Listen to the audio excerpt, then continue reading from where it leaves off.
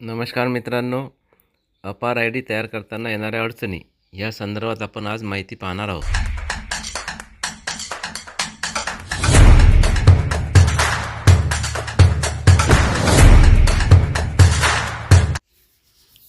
अपार I D तयार करण्याकरता आपण गुगल क्रोम हे ब्राउझर किंवा कोणते प्रकारचे ब्राउझर निवडावे.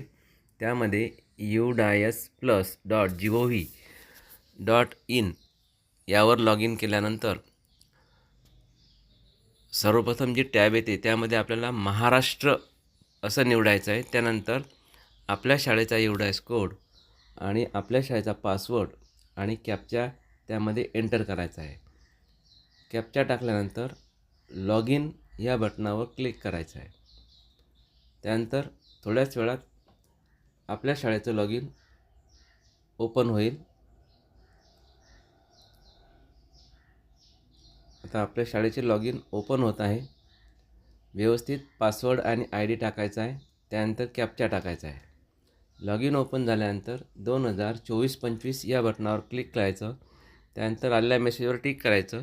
त्यानंतर अपार मॉड्यूलवर टिक करायचं. त्यानंतर ज्या वर्गाचा आपल्याला विद्यार्थ्याचा ID जनरेट करायचा आहे त्यावर टिक करायचं आहे. तुम्हाला विद्यार्थ्याची नावे दिसतील.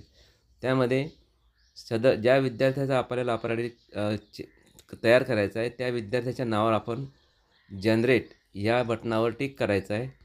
आपल्यासमोर अशा प्रकारचा डायलॉग बॉक्स ओपन होईल. त्यानंतर त्याच्यामध्ये सदर विद्यार्थ्याच्या पालकाचं नाव, त्या विद्यार्थ्याशी त्याचं नातं म्हणजे फादर आणि कोणता ID आपण जोडणार आहोत तो ID म्हणजे आधार कार्ड.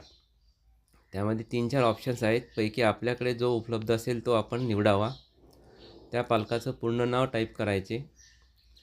पूर्ण नाव टाईप झाल्यानंतर त्या पालकाचं विद्यार्थ्याशी असलेलं नातं म्हणजे फादर, त्यानंतर जो आपण ID जोडणार आहे तो ID आणि त्या आधार कार्डचा नंबर समोरील टॅबमध्ये आपल्याला नोंदवायचा आहे. आधार कार्डचा नंबर नोंदवल्यानंतर आपली शाळा ज्या गावची असेल त्या गावचं नाव खाली इथं आपण नोंदवत आहे तिथं नाव नोंदवायचं आहे. त्यानंतर आजची तारीख आणि सबमिट बटनावर टिक करायचं आहे. Okay, confirm. लगेच थोड्या वेळात तुमचा ID तयार होणार आहे. धन्यवाद.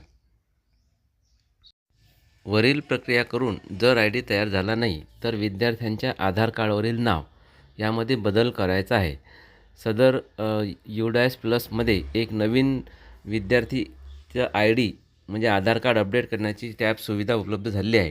त्यावर टिक करून एकदाच विद्यार्थ्याच्या नावामध्ये जो आधार कार्डवर लिहिलं असेल तसा बदल करून घ्यायचा आणि लगेच पुन्हा वरील प्रक्रिया करावी म्हणजे विद्यार्थ्याचा अपार ID तयार होईल.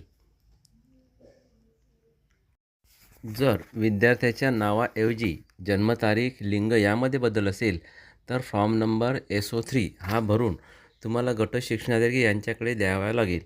गट शिक्षणाधिकारी लॉग इनमधून तो फॉर्म जिल्ह्याला जाईल आणि तिथून विद्यार्थ्याच्या नावात बदल होईल. त्यानंतर सदर विद्यार्थ्याचा अपार ID तयार होईल.